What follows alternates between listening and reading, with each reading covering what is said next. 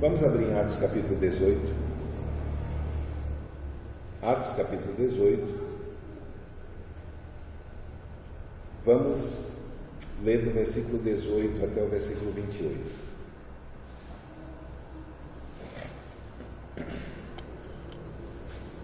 Atos dos Apóstolos, capítulo 18,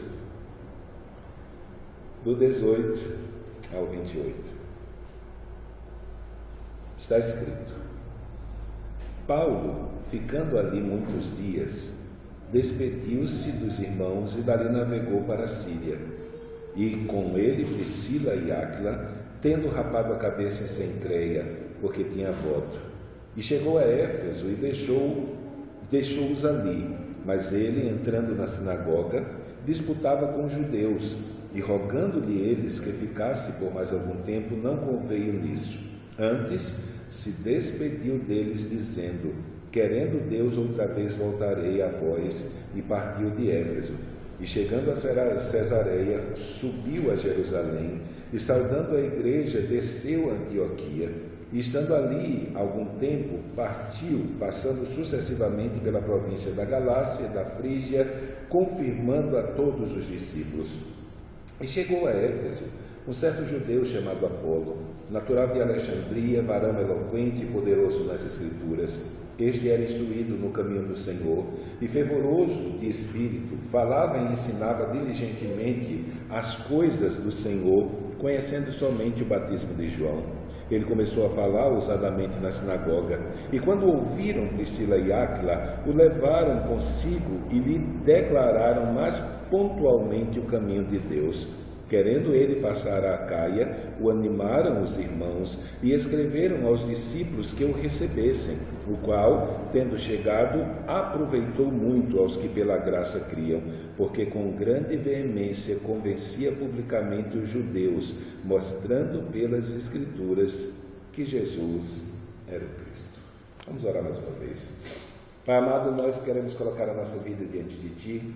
Queremos pedir que o Senhor venha ser conosco, Senhor, e venha nos alcançar, que o Senhor venha ser conosco nessa noite, venha nos abençoar. Ó Deus, e pelo Teu Espírito, o Senhor venha iluminar o nosso entendimento, a fim de que não apenas possamos extrair desse texto verdades, princípios e lições que possam cooperar para que, aplicados à nossa vida pelo Teu Espírito, possamos glorificar o Teu nome mais e mais, mas que o Senhor também, Senhor, venha, pelo poder do Teu Santo Espírito, aplicar essa palavra, cada princípio, cada verdade ao nosso coração, a fim de que haja esperança de que a nossa vida seja transformada pela Tua palavra. Por isso, sei com a minha vida, sei com a vida dos Teus filhos e filhas que aqui se encontram, nós assim te pedimos em nome de Jesus.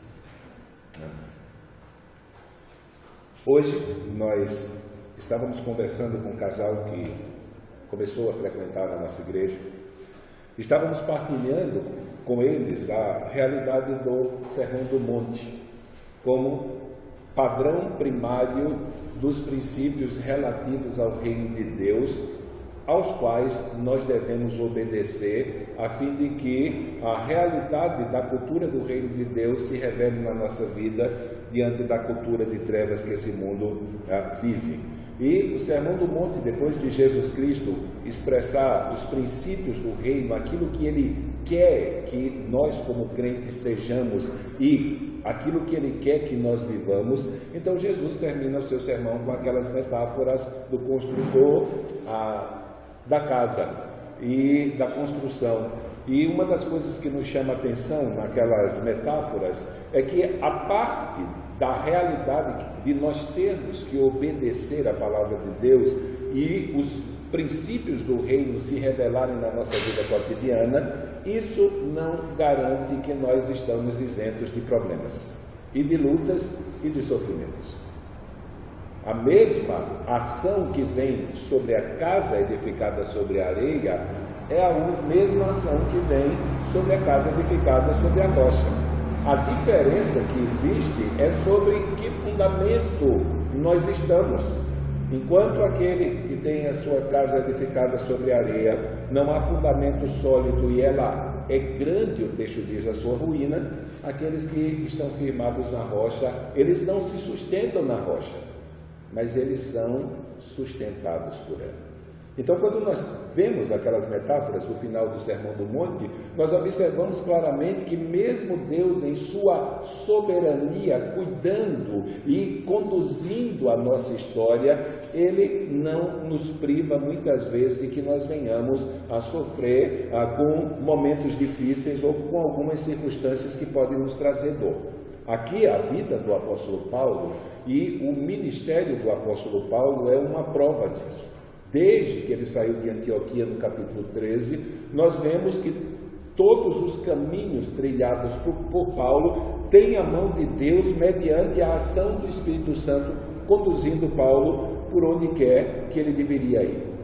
Alguns momentos através de uma revelação direta, como foi em Atos capítulo 13 em Antioquia, ou mais uma vez quando ele está em Derbe e não sabe para onde ir, ele tem aquela visão do varão macedônico e dirigindo ele à Macedônia para pregar o Evangelho, já que ele foi impedido de pregar na Ásia e em outra cidade lá. Paulo continua a sua viagem missionária. Quando chega em Corinto, Deus mais uma vez se apresenta a ele e diz para ele que ele deve ficar ali, deve pregar, porque Deus tem muita gente ali naquela cidade para alcançar. Ele tem muito povo ali. Antes mesmo que as pessoas viessem a converter-se, Deus já sabia quais deles iriam se converter e ele diz para Paulo: prega, prega, fala e não te cales. Então a vida do apóstolo Paulo e as suas viagens missionárias mostram a diferença que existe entre aquele que serve a Deus e aquele que não serve. E essa diferença não está relacionada ao fato de experimentar momentos difíceis e sofrimentos nessa vida ou não. A diferença que se tem nesse momento é saber que não importa se estamos num momento de tranquilidade, não importa se estamos num momento de sofrimento, tudo aquilo que precisamos para continuar a nossa vida nós temos em Jesus Cristo. Então Paulo, ele havia vindo de um momento meio decepcionante assim, lá em Atenas, houveram poucas conversões, e aqui nesses capítulos, na experiência que Paulo teve em Atenas, na experiência que Paulo teve em Corinto e na passagem dele em Éfeso, quando nós vamos ler hoje, uma coisa nos chamou a atenção, é que muitas vezes, e a gente quer começar por aqui hoje aplicando, o próprio Espírito Santo nos impede de pregar o Evangelho em lugares em que as portas estão abertas. O comum é nós aproveitarmos todas as oportunidades que nós tivermos, mas em alguns momentos da nossa vida, o próprio Espírito Santo vai mudar o rumo da nossa caminhada, ainda que diante de nós tenhamos situações totalmente favoráveis para pregar o Evangelho. Possivelmente essa intervenção é realizada porque não existe nenhuma ovelha do rebanho de Deus para ouvir. Então nós vemos a experiência de Paulo em Atenas. Paulo vai ao Areópago, prega para a cúpula do conhecimento daquela época, e aqueles homens pedem para ele voltar de novo para pregar para eles, porque eles ficaram curiosos acerca dessa história de Jesus Cristo e da ressurreição. O que Paulo faz? Paulo vira as costas e vai embora. Imagine se nós tivéssemos vivido naquela época e soubéssemos que um grupo de pessoas pediu a Paulo para ir lá pregar sobre Jesus Cristo para ele, e Paulo foi embora, deixou aquele pessoal na mão. Como você olharia isso? Então, muitas vezes, o Espírito Santo, ele muda a direção da nossa vida, principalmente por, naquele momento e naquele determinado lugar, não haver nenhuma ovelha fora do aprisco, ou não haver nenhuma ovelha pronta para ouvir o Evangelho e se submeter a ele. Isso nos martiriza.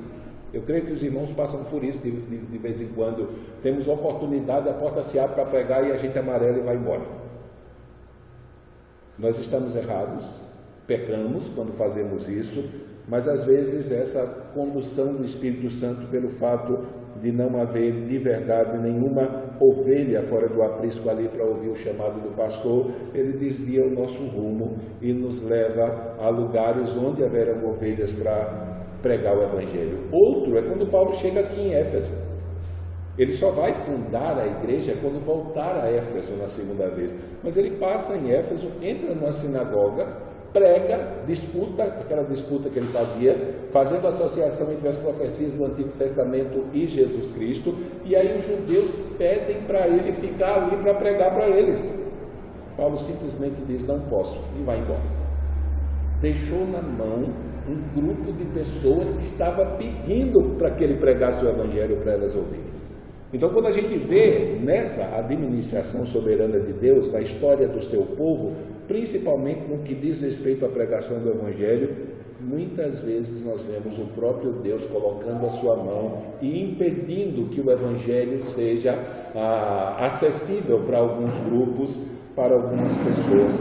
Volto a lembrar, possivelmente por não haver nenhuma ovelha pela qual Jesus Cristo pagou o preço com a sua vida na cruz, naquele ambiente. Mas uma coisa nós vemos na vida do apóstolo Paulo: nós vemos Deus conduzindo todas as coisas para que a obra que Deus está realizando na vida de Paulo não seja frustrada.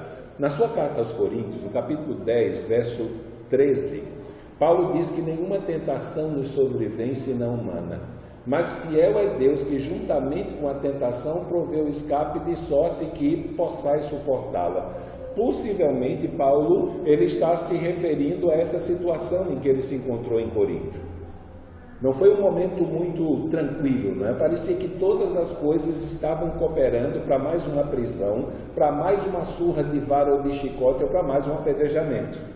Porque quando Paulo chega em Corinto, ele prega o Evangelho e os judeus endurecem o seu coração e blasfemam contra Jesus Cristo. E aí Paulo simplesmente dá uma imprecação de maldição sobre eles, ele bate a poeira das suas vestes ou dos seus pés. Isso foi o que Jesus disse para os seus discípulos: quando vocês chegarem e entrarem numa casa, saudai-a com a paz, mas se eles não receberem a paz, bata o pó da sandália e vão para outra.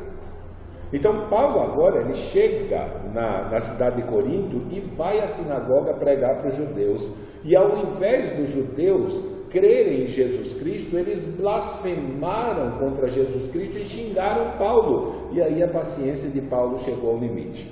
E Paulo simplesmente chega para aqueles judeus, se vira e, nessa atitude de bater a poeira das suas vestes, ele está dizendo para eles: vocês tiveram a oportunidade de vocês e deixaram passar. Vocês tiveram a oportunidade de ouvir acerca do Salvador, mas não aceitaram. Então ele vai dizer: do sangue de vocês eu estou limpo.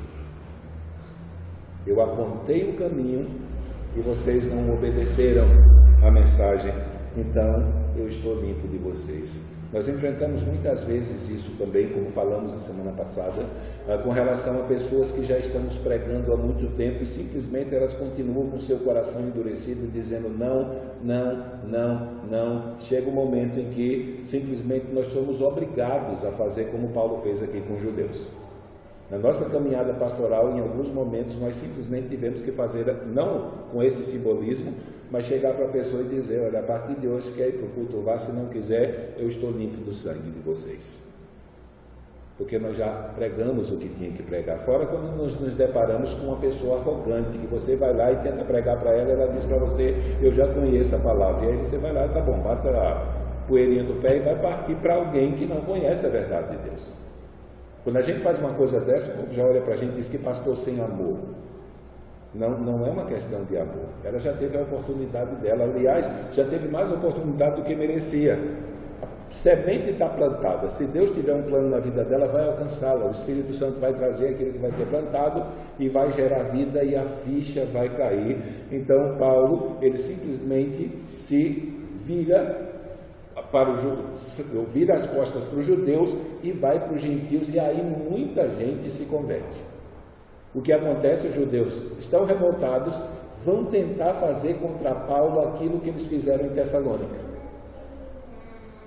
Só que, mesmo diante dessa situação, parecia que o filme iria se repetir. Deus vai lá e troca o governador da província da Acaia. mostrando que Deus não apenas tem controle soberano sobre a vida da igreja, mas Deus tem um controle soberano sobre a vida do mundo. Nós estamos seguros demais. Tudo está no controle de Deus. Teve momento que Deus permitiu que Paulo fosse preso. Teve momento que Deus permitiu que Paulo apanhasse com chicote de couro. Teve momento que Deus permitiu que Paulo apanhasse de vara. Teve momentos que Deus permitiu que Paulo fosse apedrejado. Mas agora, nesse momento, Deus resolveu dar um refrigério para ele. E aí os judeus tentam armar aquele mesmo motim que armaram em Tessalônica, acusando Paulo injustamente e tentando jogar a autoridade romana contra Paulo. Deus vai lá e envia um certo homem chamado Gálio para ser o governador da Acaia. Se você pudesse dar um qualitativo para Gálio, ele poderia dizer que era um homem incorruptível, ou incorrompido, se a gente usasse um neologismo assim, criasse uma palavra. Era um homem que não aceitava ser controlado pelos outros para julgar alguém injustamente.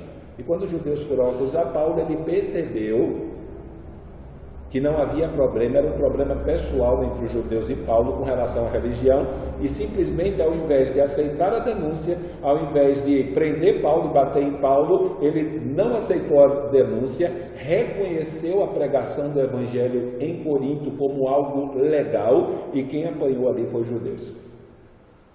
Quando diz que os expulsou do recinto, naquela época se expulsava com as mesmas varas que Paulo apanhou, batendo. É como se tivesse um pilotão de policiais do choque e eles tirassem seus cacetetes e saíram expulsando os judeus da presença dele. E a humilhação foi tão grande que os judeus que apanharam se revoltaram e bateram no pastor presidente da sinagoga, no principal. Eles ficaram tão revoltados, e aí, como o governador havia reconhecido oficialmente que o cristianismo poderia ser anunciado, no texto que nós lemos no verso 18, diz: e Paulo, ficando ali ainda muitos dias, foram 18 meses, pregando o evangelho do reino e falando sobre Jesus Cristo, a sua morte, a sua ressurreição e a salvação para aqueles que crescem dele. Tanto que Paulo, quando escreve a sua carta aos Coríntios, no capítulo 3, ele vai dizer para eles que com leite vos criei, e não com alimento sólido. E depois ele vai escrever mais adiante no mesmo capítulo que ele determinou não saber nada no meio deles, a não ser sobre Jesus Cristo e Jesus Cristo crucificado. Então Paulo aproveitou esses 18 meses para evangelizar, diferente do que ele fez lá em Éfeso. Passou 3 anos num seminário ensinando e capacitando pessoas para a obra. Então, se por um lado a igreja de Éfeso amadureceu, a igreja de Corinto o tempo inteiro se tornou imatura na fé e não tinha capacidade de discernir muita coisa acerca da vida cristã, daí o motivo pelo qual aquelas divisões se instauraram. Mas Paulo, ele aproveitou tudo isso, todo esse tempo, para pregar o evangelho para quem não cria.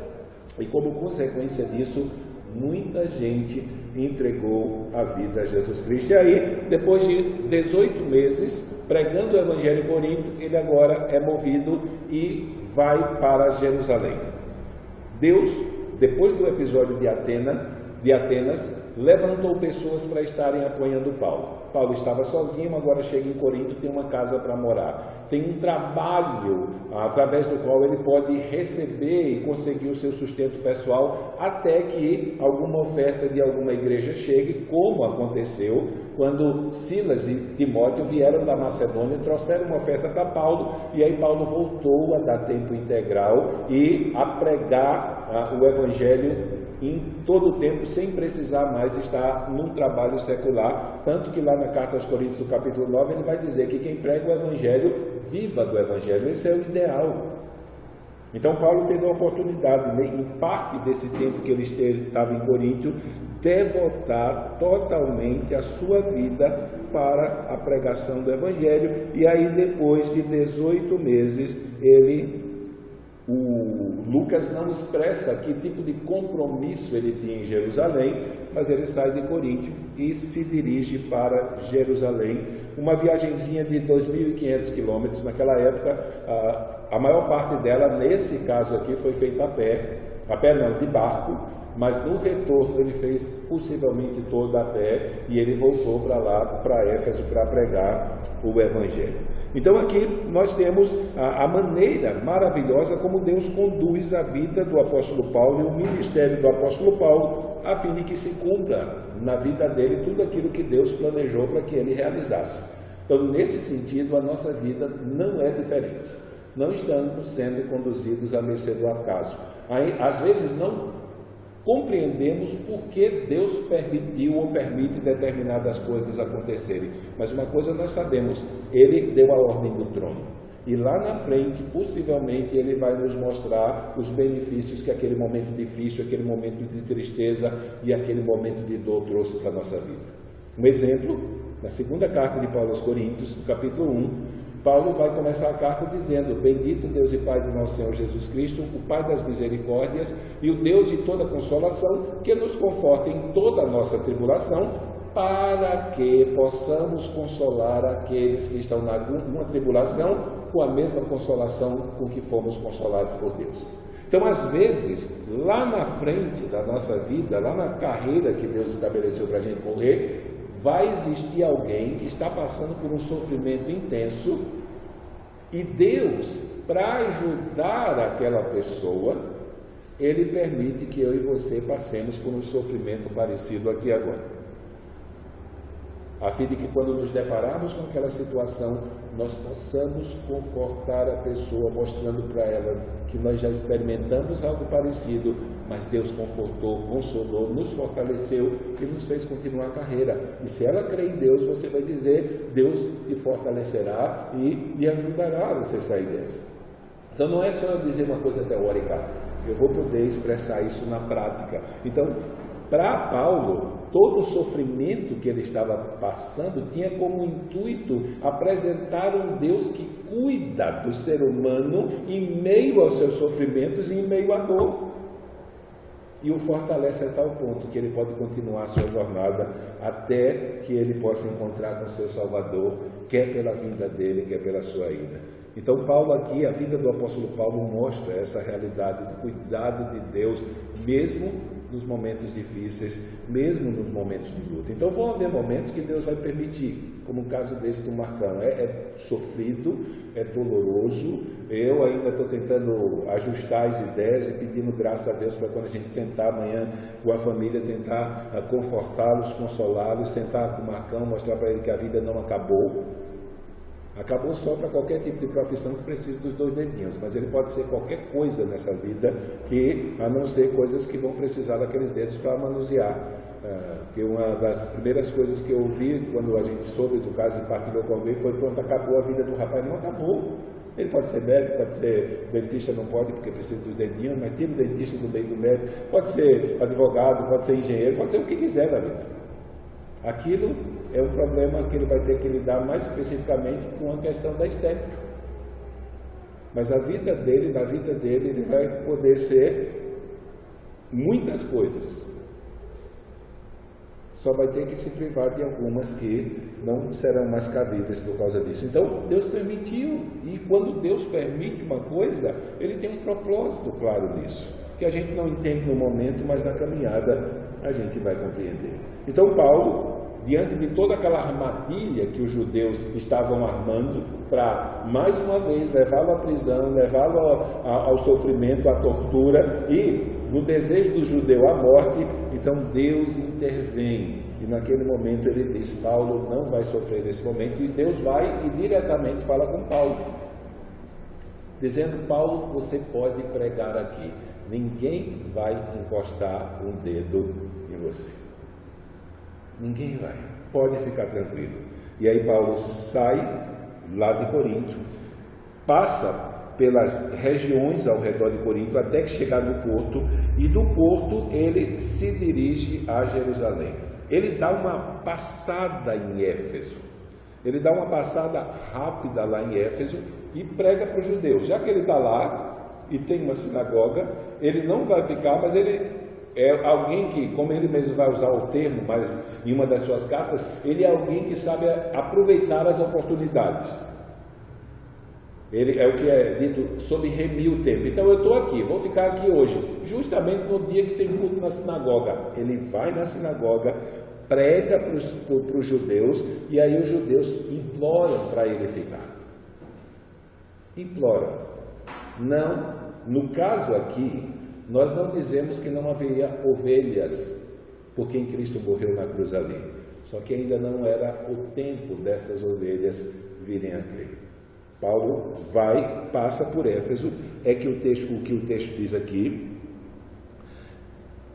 Paulo, ficando ali muitos dias, despediu-se dos irmãos e dali navegou para a Síria, e com ele Priscila e Áquila, tendo rapado a cabeça em Cencreia, porque tinha voto, e chegou em Éfeso e deixou-os ali. Mas entrando ele na sinagoga, disputava com os judeus, e rogando-lhe eles que ficasse por mais algum tempo, não conveio nisso. Antes se despediu, dizendo: querendo Deus, outra vez voltarei a vós, e partiu para Éfeso. Paulo, ele mantinha alguns costumes que eram da tradição judaica. Quando você lê esse texto, vai, Paulo fez um voto. Que voto foi esse? Na verdade, quando alguém queria expressar a sua gratidão a Deus como judeu, ele fazia aquele voto que, para quem está lendo o Antigo Testamento já viu, o voto do Nazireu. Ele se abstinha de muitas coisas, de bebida, não cortava o cabelo, fazia um monte de coisa, e depois de 30 dias ele rapava a sua cabeça para consumar com esse voto. Então, possivelmente, Paulo fez isso. Que tipo de associação nós temos hoje que podia ser comparado a isso que Paulo fez? Imagine, Deus de alguma maneira abençoou a sua vida, de uma maneira tal, ou talvez fazendo algo na sua vida que você queria tanto, que você vai lá no pastor e diz: pastor, eu quero oferecer a Deus um culto de ação de graça.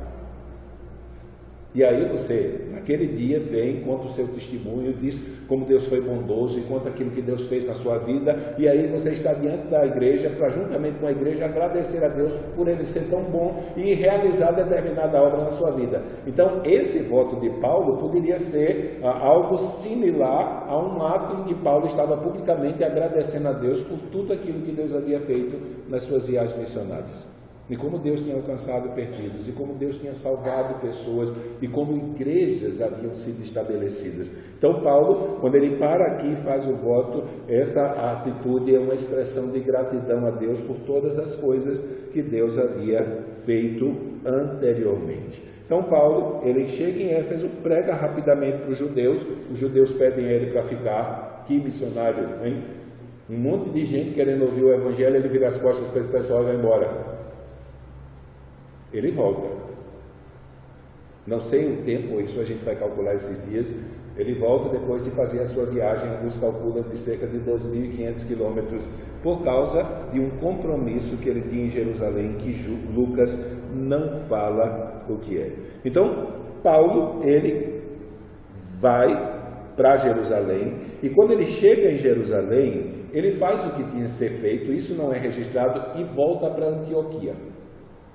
E aqui nós temos uma verdade no livro de Atos que não pode ser mudada. A importância de uma igreja local como essa, plantada numa cidade, numa localidade. Se não houvessem essas igrejas locais, o cristianismo não tinha chegado até nós. Então hoje é evidente nós lermos o livro de Atos e vermos que Paulo pregava o Evangelho, mas não chegava para os irmãos e dizia: olha, é o seguinte, todo mundo é igual aqui, vocês se relacionam somente com Cristo, ninguém tem autoridade sobre ninguém, não tem um lugar para se reunir, porque a igreja não é instituição, e aí por diante, como fazem os desigrejados hoje, né? A ala do comunismo gospel.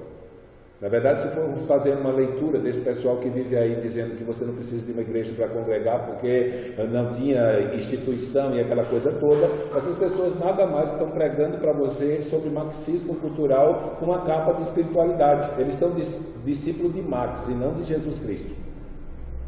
Essa é a filosofia do comunismo, a ideologia que o comunismo traz, que é todo mundo igual, não tem autoridade sobre ninguém, todo mundo é dono de tudo, tudo é de todo mundo, e aí por diante. E aí eles vivem pregando que a igreja, nesse molde, deve ser destruída. Mas a atitude de Paulo para com a igreja local como essa é diferente.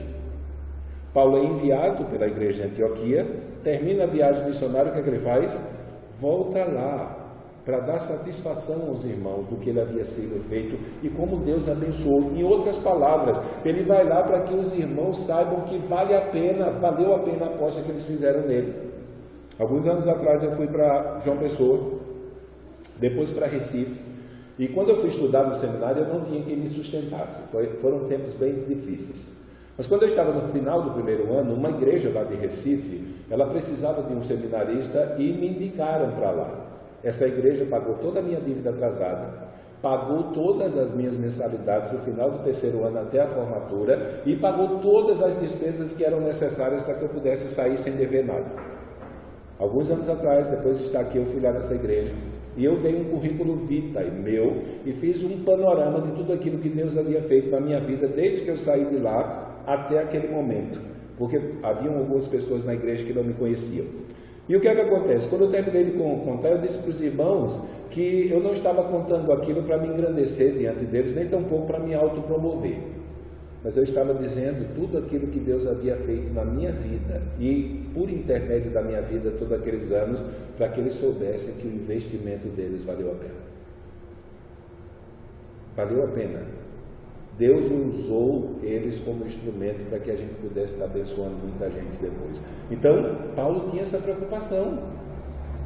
Então, se na primeira viagem, ele terminou a primeira viagem e foi para a igreja que o enviou para dar testemunho, na segunda viagem ele faz a mesma coisa. Depois de haver cumprido aquele compromisso que ele tinha em Jerusalém, ele foi para Antioquia e passou lá muitos dias. E Lucas não precisa de novo relatar o que ele fez, porque na sua primeira volta a Antioquia, ele foi lá testemunhar para os irmãos como Deus tinha sido bondoso e como Deus abriu a porta e o coração dos gentios para o Evangelho. E agora ele tinha muita coisa para relatar de novo.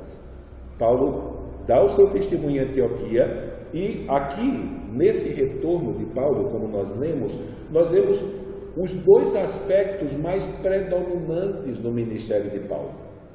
Uma era o seu trabalho como apóstolo, como aquele que foi incumbido de levar o Evangelho aonde a mensagem de Cristo ainda não havia sido ouvida, conhecida, e a partir da pregação estabelecer novos trabalhos, novas igrejas locais que evangelizariam naquela região. Mas por outro lado, nós também vemos o coração pastoral de Paulo.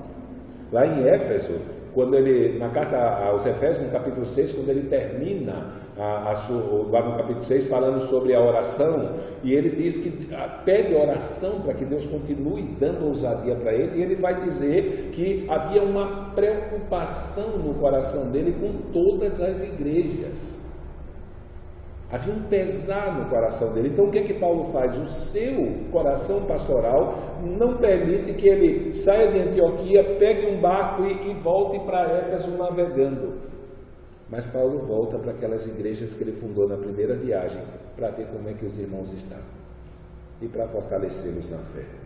Então Paulo, ele sai de Antioquia, a igreja que o enviou, ele se sentia responsável em dar satisfação para aquela igreja todas as vezes que ele voltasse de uma viagem missionária, e a partir de Antioquia ele começa a sua terceira viagem missionária, fazendo a mesma coisa que ele fez na primeira. Ele vai visitar as igrejas que ele havia fundado, e ele vai de Antioquia para Antioquia da Pisídia, Icônio, Listra e Derbe, onde ele começou a sua segunda viagem missionária, e de Derbe ele foi para Éfeso. E é isso que nós vamos ver lá no capítulo 19, quando Paulo funda a igreja. Então Paulo, ele tinha esse senso de responsabilidade. Ele era um plantador de igreja, mas também era um pastor que se preocupava com a saúde espiritual dos novos convertidos que ele havia pregado, havia estabelecido, e agora ele queria alicerçar a sua fé. Uma das coisas que nós notamos aqui, que parece que era um pouco diferente da anterior, é que Paulo terminava uma viagem e voltava pelas cidades estabelecendo líderes nas igrejas, para que a igreja não ficasse desamparada na sua saída. Só que nós não vemos isso em Corinto. Nós não vemos. Paulo simplesmente sai e vai embora.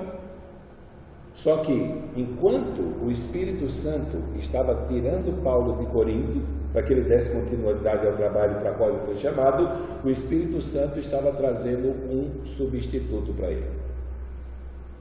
E aí que justamente entra a figura de Apolos. Paulo pregou o Evangelho em Corinto, mas para que a mensagem do Evangelho não fosse esquecida, Deus envia Apolos lá. E é por isso que aqui nós temos esse parênteses entre o verso 23 e o verso 24. O verso 23 diz: e estando ali algum tempo, partiu, passando sucessivamente pela província da Galácia, da Frígia, confirmando a todos os discípulos. E aí o assunto muda. E aí ele vai dizer: e chegou a Éfeso um certo judeu chamado Apolo, natural de Alexandria, valão eloquente, poderoso nas Escrituras. Este era instruído no caminho do Senhor e fervoroso de espírito, e falava e ensinava diligentemente das coisas do Senhor, conhecendo somente o batismo de João. Quando Paulo escreve a sua carta aos Romanos, ele diz o seguinte: Paulo, servo de Jesus Cristo, chamado para apóstolo, separado para o Evangelho de Deus. E esse ato de dizer que ele é separado não quer dizer que Deus pegou ele aqui na estrada de Damasco e disse: você a partir de agora é um apóstolo. Mas a ideia do separado é que desde o nascimento de Paulo, e ele vai dizer isso na carta aos Gálatas, Deus conduziu a vida dele para prepará-lo para a obra que Deus havia designado. Então, tudo aquilo que Paulo aprendeu e experimentou em todo o curso da sua vida foi guiado por Deus para que, quando chegasse o momento dele entrar no ministério, ele estivesse pronto. E aqui não é diferente em Apolos, porque Apolo tinha as qualidades que eram admiradas pelo pessoal de Corinto. A gente estudou a carta. Qual era o hobby principal do povo da igreja de Corinto? Era escutar os outros pregando. E quanto mais esse pregador demonstrasse ter sabedoria, e quanto mais eloquente ele fosse na pregação, mais o povo admirava.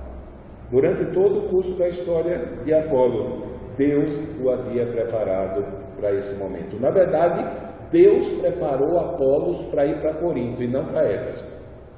Só que Deus estava conduzindo a vida de Apolo para que ele estivesse pronto para a obra que ele tinha que realizar em Éfeso, e foi em Corinto. E foi uma obra tão boa que, quando acusaram Paulo de ser o culpado do estrago em que a igreja de Corinto estava, Paulo disse: olha, eu edifiquei como sábio construtor, e Apolos veio depois de mim. Então eu plantei e Apolo regou. Deus deu o crescimento, quem estragou foi quem veio depois da gente. Então Paulo faz citação do trabalho maravilhoso que Apolos fez naquela igreja. Apolo era natural de Alexandria, depois de Atenas, como nós vimos há algumas semanas atrás, era a segunda maior cidade universitária do Império.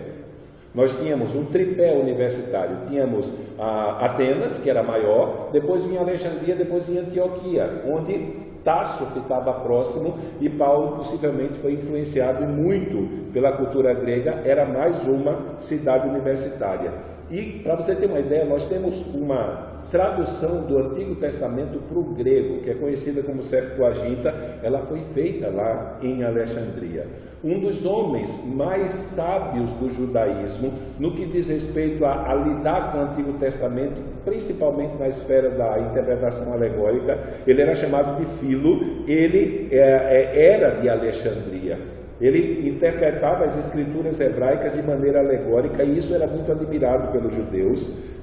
Algumas pessoas têm o costume de dizer que o povo da antiguidade era mais ignorante do que o do hoje em relação ao conhecimento, e isso não é verdade. Se você pensar naquela época, uma cidade como Alexandria, ela tinha uma biblioteca universitária, numa época em que todos os livros se escreviam à mão. A imprensa foi inventada no século XVI, ou no final do século XV. E o que é que acontece? Só nessa biblioteca de Alexandria haviam 700 mil livros, todos escritos à mão. A população de Alexandria era de 600 mil habitantes. Não temos nenhuma cidade de Santa Catarina com essa população. A maior que temos é Joinville. Deve ter 500 e pouco, não chegou a 600 ainda, acredito.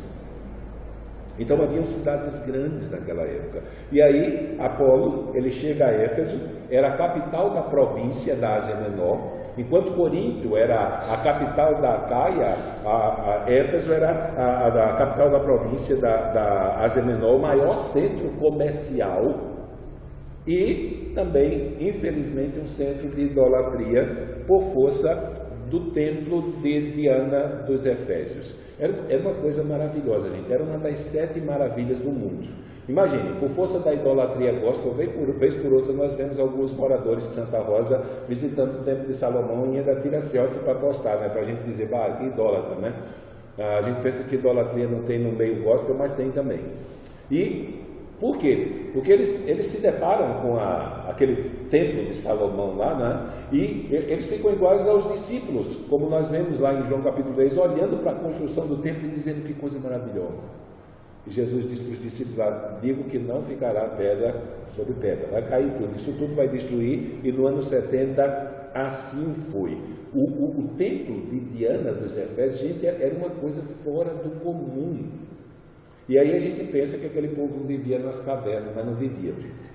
As cidades eram grandes, eram metrópoles, as construções deixavam as pessoas assim, principalmente se nós lidássemos com a alta aristocracia, a parte mais rica, aí é que algumas construções da época são bem diferentes, são muito mais luxuosas do que aquelas que nós vimos hoje. Então, se você está aqui imaginando como era esse templo, ele era maior que um campo de futebol de 11.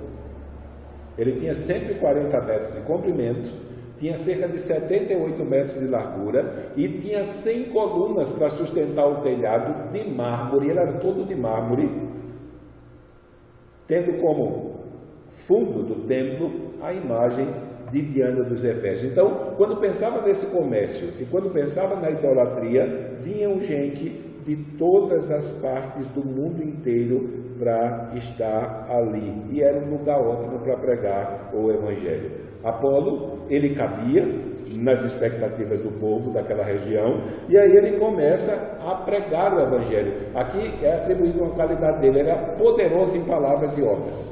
Quando ele estava em Corinto, essa palavra foi dada a ele. Então o que acontece? Ele chega lá e, a exemplo do apóstolo Paulo, ele vai pregar numa sinagoga. E ele tinha todos os fatores que cooperariam para que ele fosse aceito lá. Ele era judeu, ele foi educado com o conhecimento da filosofia grega tão admirável naquela região de Acaia.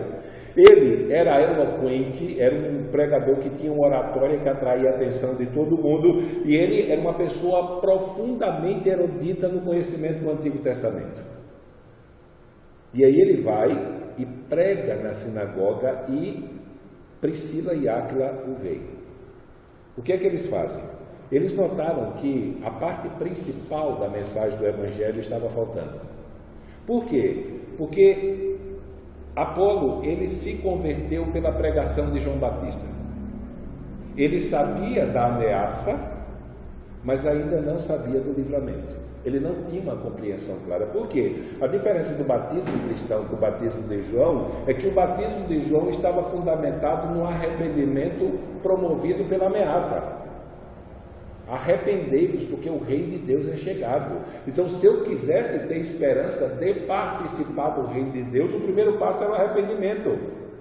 Só que a segunda parte, de que a confiança em Jesus Cristo havia justificado aquele que creu, livrando ele do castigo e da pena e da culpa dos seus pecados, isso ainda não estava muito claro.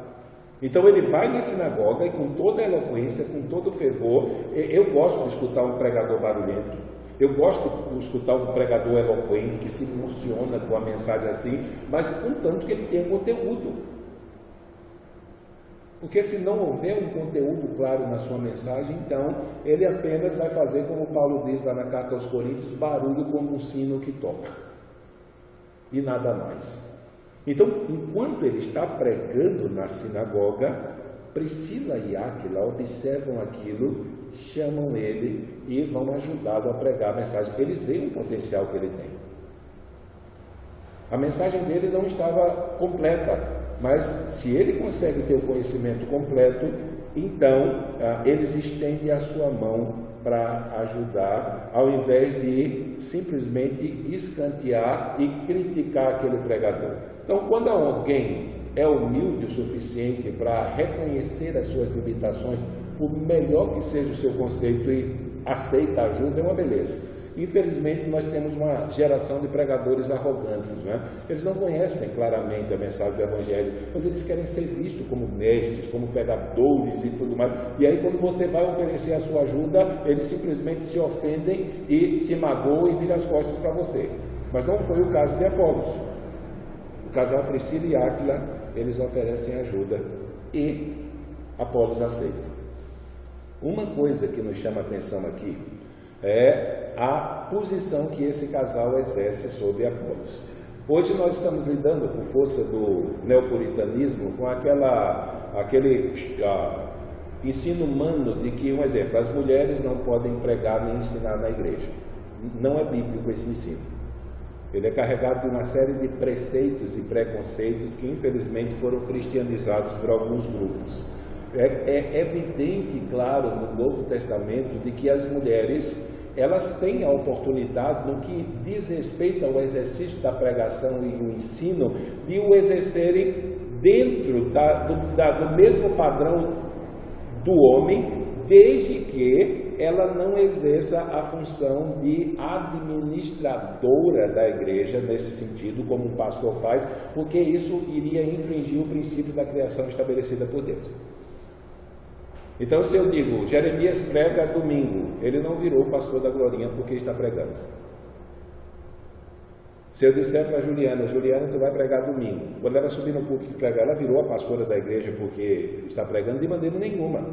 Então, o limite do exercício feminino dentro da igreja é que ela exerça os dons que Deus deu a ela dentro da igreja com liberalidade, sem que ela anseie por exercer o governo sobre o rebanho de Deus, porque esse papel Deus, na sua administração soberana, deu aos homens. Mas o que a mulher pode fazer dentro da igreja? Quais são as prerrogativas que levam uma mulher a ter a liberdade de, no que diz respeito à pregação e ao ensino, fazer isso com liberalidade no meio do povo de Deus, sem que isso esteja ferindo algum princípio bíblico? Primeira prova: as mulheres do Novo Testamento tiveram o privilégio de serem cheias do Espírito Santo como os homens foram. Nós já estudamos isso. Lá em Atos, capítulo 1, verso 14, o texto diz que depois da ascensão de Cristo, os discípulos se reuniram para orar lá no cenáculo, no lugar. E com os discípulos estavam as mulheres e a mãe de Jesus, Maria. Em Atos, capítulo 2, 1, nós vemos que eles estavam todos reunidos novamente. Que todos são esses? São os discípulos, mas as mulheres e a mãe de Jesus. O que acontece no Pentecoste? Enquanto eles estavam ali reunidos, vem o Espírito Santo e cai sobre eles, e todos são cheios do Espírito Santo. O que acontece? Pedro vai interpretar o que aconteceu.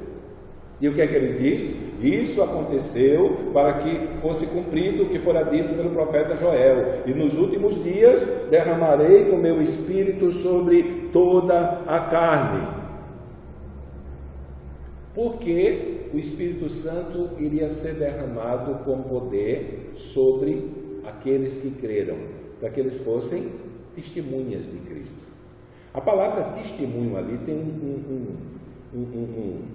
um alcance muito mais amplo do que simplesmente pregar sobre Jesus Cristo. Mas, via de regra, no livro de Atos dos Apóstolos, testemunhar é pregar o Evangelho de Jesus Cristo. O que, em alguns lugares do Novo Testamento, é chamado de profetizar. Profetizar, via de regra no Novo Testamento, é a pessoa ser capacitada pelo Espírito Santo para pegar as promessas messiânicas do Antigo Testamento e mostrar que elas se cumpriram em Cristo por intermédio de uma pregação. Então, quando ele diz que o Espírito Santo desceu sobre todos, sobre os discípulos, sobre as mulheres e Maria e todo mundo que estava lá dentro, Pedro, quando interpreta esse texto, ele vai dizer que os vossos filhos e as vossas filhas profetizarão. Se mulher não pudesse pregar, ela não poderia estar ali e ser alcançada pelo poder do Espírito Santo, porque o poder do Espírito Santo é derramado e a implicação natural é que as pessoas vão pregar por causa disso.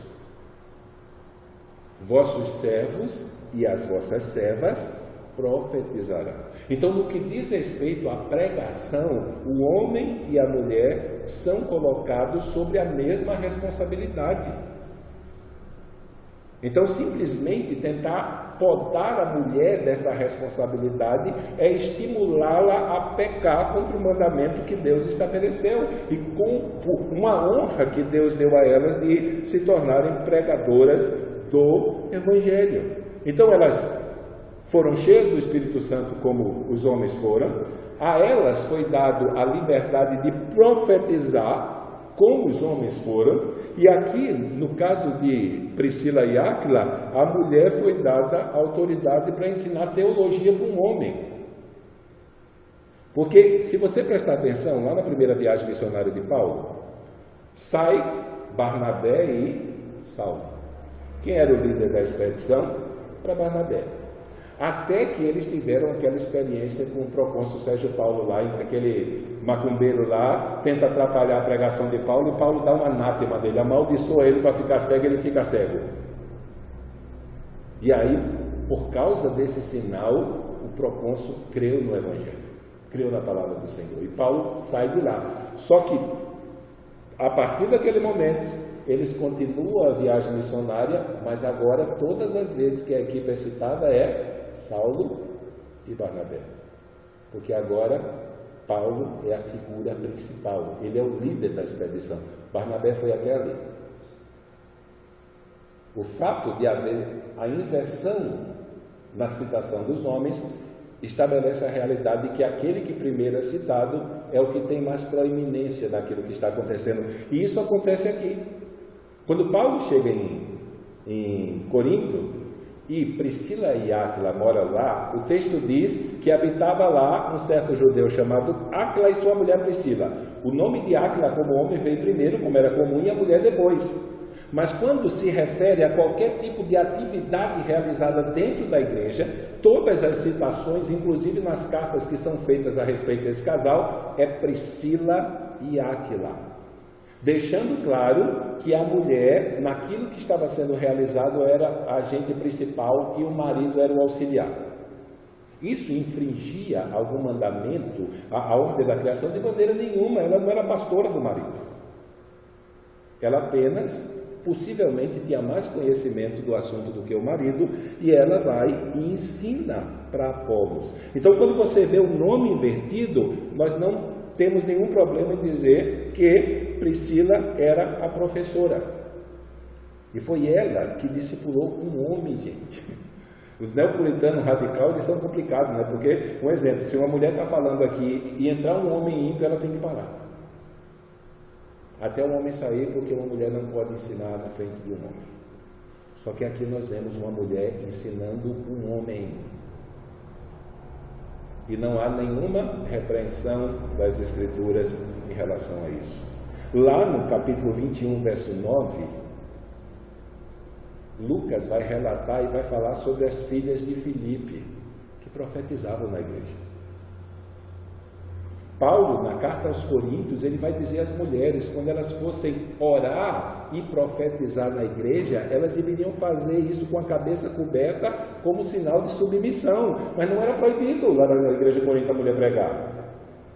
Então, pegar aquele texto lá de 1 Coríntios dizendo que as mulheres não falam na igreja para dizer que elas é proibida de pregar, isso é uma deturpação do texto. Isso é a tentativa de fazer o texto dizer algo, tendo como alicerce preconceitos concebidos contra a mulher, que são abraçados por alguns grupos religiosos hoje, podando a mulher de exercer a liberdade de servir a Cristo nessa área. Então, Justo Gonzalez, que é um escritor da história da igreja e comentarista, ele fala também sobre as 4 filhas de Filipe que pregavam na igreja, e isso é citado em Atos 21:9, e que não havia de maneira nenhuma proibição. Tanto que Justo Gonzalez diz que o que aquelas filhas de Filipe estavam fazendo e o que Priscila estava fazendo era cumprir aquilo que Pedro disse em Pentecostes, quando interpretou a profecia, quando disse que os vossos filhos e vossas filhas profetizarão, vossos servos e vossas servas profetizarão. Então, nesse sentido, é simplesmente se opor. Possivelmente eles estão correndo o risco de estarem lutando contra Deus, quando abrem a sua boca para podar as mulheres da liberdade que elas têm de servir a Deus, se assim Deus a capacitou na pregação e no ensino. Então, eu particularmente tenho isso como claro. As mulheres que estiveram no encontro ano passado, eu deixei isso bem claro: proibição para que mulher pregue ou ensine na igreja, sem que isso traga implicações de que ela está ensinando e pregando como a pastora da igreja. Se ela não é a pastora, então qualquer tipo de proibição é doutrina de homem, que foi disseminada dentro da igreja, e algumas pessoas influenciadas pelo feminismo, que o oposto é o machismo, uma ideologia que não é tão distante de nós assim, infelizmente tem espiritualizado isso e escravizado. Pior ainda, tem considerado a mulher dentro da igreja como uma classe inferior. Um neopuritano desses que existe por aí, ele chegou no congresso e pregou que somente o homem foi criado à imagem e semelhança de Deus. Literalmente, ele disse que as mulheres são uma classe inferior da criação. A Bíblia diz que Deus criou o homem à sua imagem e semelhança, homem e mulher os criou. Mas infelizmente alguns não têm visto isso. Então qualquer tipo de proibição, a não ser que ela não seja habilitada, não seja capacitada, prega heresia ou alguma coisa desse, então isso serve até para homem, mas não há nenhuma proibição bíblica com relação ao ministério feminino. E aqui, por intermédio de uma mulher, Priscila, juntamente com seu marido, a deficiência da pregação de Apolos foi corrigida. E aí ele foi aceito na igreja de Éfeso e conseguiu se harmonizar com toda a mensagem do Antigo Testamento aplicada a Jesus Cristo. A mudança na pregação, no conteúdo, foi tão boa que Apolos agora está pronto. Então, quando a gente pensa no que Paulo disse em Romanos capítulo 1, ali foi o último estágio do treinamento de Apolos para o lugar que Deus havia preparado ele para ir. Então Apolos agora vai para Corinto e os irmãos de Éfeso mandam uma carta dizendo: olha, vocês podem recebê-lo e podem ouvir aquilo que ele está pregando. Então ele chega em Acaia, tinha as qualidades que impressionavam o povo. Ele era eloquente e ao mesmo tempo era um erudito, um profundo conhecedor daquilo que pregava, e aí ele se tornou uma bênção. O texto vai dizer aqui no final que ele conseguia pelo Antigo Testamento as escrituras. Quando você vê essa expressão na Bíblia, escritura está se referindo a uma passagem ou a um versículo do Antigo Testamento. Escrituras está se referindo a todo o Antigo Testamento. Então, pelo Antigo Testamento, ele conseguia convencer os judeus de que Jesus era o Cristo, era o Messias. E muita gente se converteu lá. Então a eloquência que ele tinha, a erudição que ele tinha, fez com que o povo de Corinto o ouvisse e a igreja fosse fortalecida, a ponto de Paulo, quando falava do alicerce da igreja, dizer: eu plantei e Apolo regou. Eu falei sobre Cristo e Apolo manteve a mensagem de Cristo viva na igreja. Então o trabalho de Apolo, ele foi reconhecido pelo apóstolo Paulo. Só que por outro lado, a eloquência e a profundidade de conhecimento, a erudição de Apolo, fez com que os coríntios fizessem uma panelinha ao redor dele. Como fizeram uma panelinha ao redor de Paulo, uma panelinha ao redor de Pedro e uma panelinha ao redor de um Jesus que não era muito bíblico. Mas uma coisa nós sabemos: Não há proibição aqui nenhuma. Aliás, esse texto ele está em oposição a qualquer tipo de pregação que diga que a mulher não pode pregar e ensinar na igreja. Ela não pode exercer essa autoridade como pastora do rebanho.